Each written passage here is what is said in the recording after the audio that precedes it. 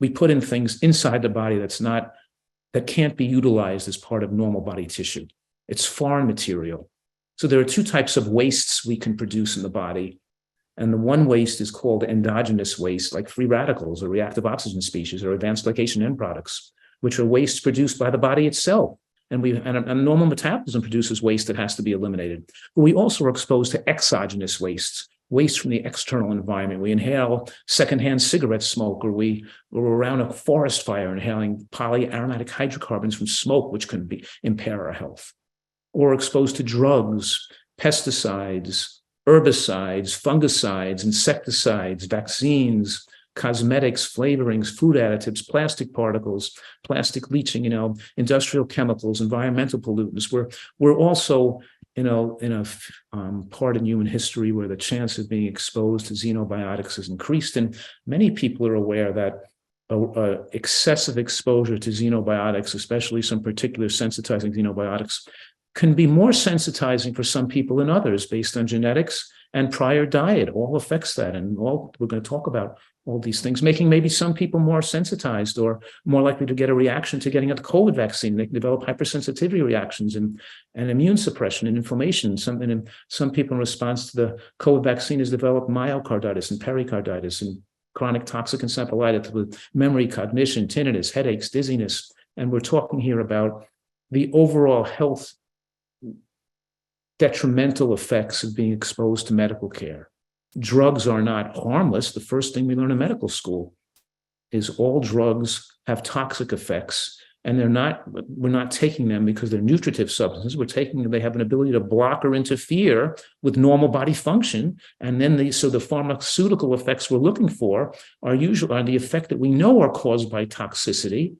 And we want to live in a manner to avoid the need for medicinal substances that can be toxic. So we always err on the side of a naturalistic bent to try to lessen our exposure to things that can harm us.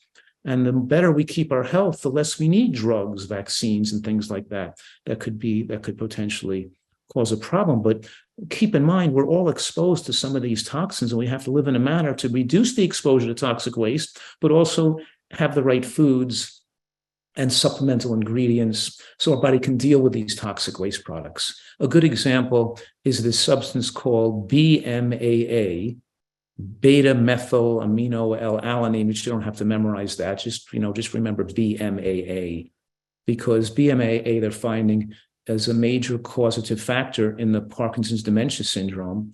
Well, the slide has a typo. It should be PDS, not PDC. It's Parkinson's dementia syndrome, PDS, and ALS, or Lou Gehrig's disease. In other words, we're seeing clustering of ALS around lakes and around Chesapeake Bay and areas where people are eating fish, seafood, crustaceans or crabs and lobster, and particularly bivalves. I learned about that word bivalves. I didn't even know that word bivalves, a few years ago. But bivalves refer to, if you haven't heard of it, it refers to clams, oysters, mussels, and scallops. I used to think as a treat, those were the things like lobster, crab, clams, oysters, things you would have as a treat food once in a while, when you went to a vacation or something. But now it's recognized that these foods are a major cause of serious neurologic deficit because they filter these toxins in the bottom of the ocean. And there's so much dumping of garbage in the ocean. We dump thousands of pounds of garbage. But in the ocean, causing plastic compounds and microplastics to be invaded fish and small seafood. But also, we're talking here about the runoff of nitrogenous waste from fish farms and commercial farming methods, and even from sewage that causes algae bloom.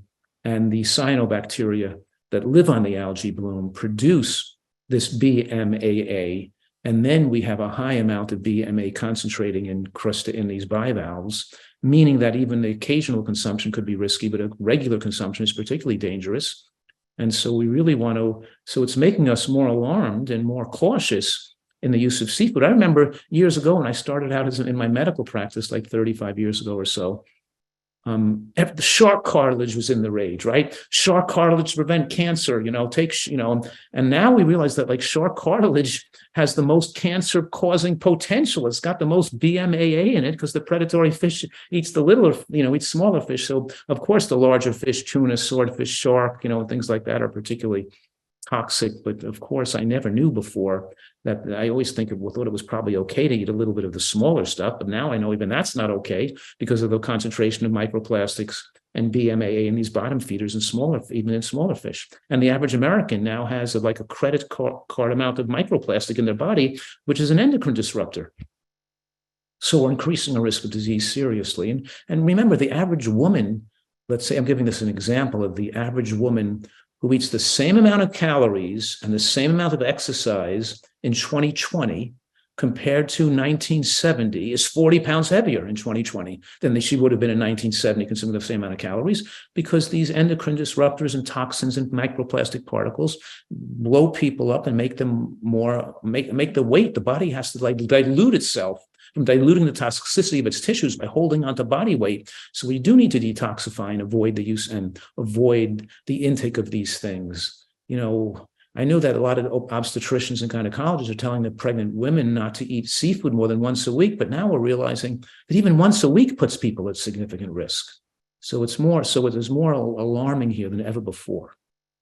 And the other things that are toxic to the body that increase your appetite and make you overweight and keep that tissue acidity and blow you up is obviously salt, sugar, and oil.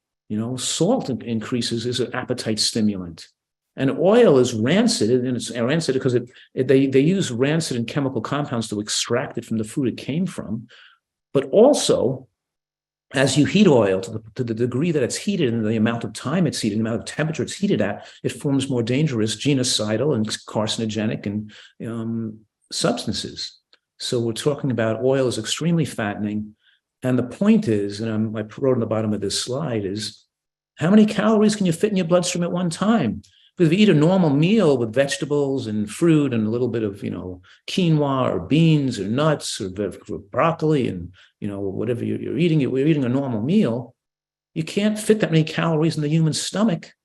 And those calories are absorbed so slowly, you can't fit that many calories in your blood. You only have 100 calories in the blood at one time.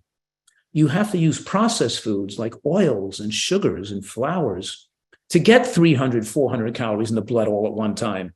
And it's the high spiking of calories in the blood that act like opiates on the brain and make you unsatisfied, over time, you become the overstimulation of opiates, of dopamine, from the acceleration and height of the caloric concentration of the bloodstream, leads you to feeling empty and unsatisfied with a meal, unless you're eating some chocolate or candy or pushing in some oil or fried food or heavy things, or have some meat or have some melt cheese on it and you need heavily calorically concentrated substance to be satisfied, because you adapted yourself to that over time.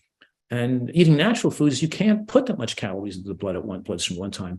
And of course, this is the basis in the development of food addiction, right? It's the if you want to get overweight, keep doing what other Americans do, because we've radically increased the oil consumption in America. It's now 20% of the calories consumed in the United States is empty calorie oils. So now we have processed foods, animal products, and oils, which supply most of our caloric needs. And since 1970, even from 1970 to 2020, can you imagine we increased our oil consumption by 60% between dairy, fat, and oil? Our fat consumption and our total caloric consumption has increased radically in those 50 years as well. It's only 50 years ago. Yikes.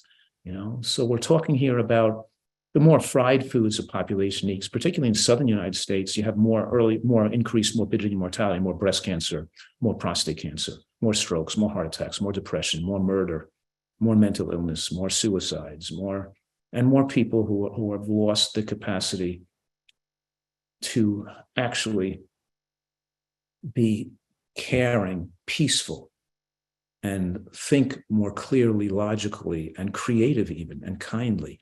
Because we affect the brain, the more unhealthy and the more overweight and diabetic and the more we're eating junk food and sweets and commercial baked goods and processed foods and some fried foods, the more we increase the risk of mental illness and abnormal behavior. And I wrote a book about that called Fast Food Genocide, describing the effect of food on mental illness and the very close dose-dependent relationship between commercial baked goods and fast food and depression and other mental illnesses and how it affects people's behavior. And of course, the City Diet Heart Study showed vegetable oils were more dangerous than red meat even, but people are pouring oil over their food, And the oil, of course, cooked oils damages the gut as a leading fried foods are a major cause of inflammatory bowel disease.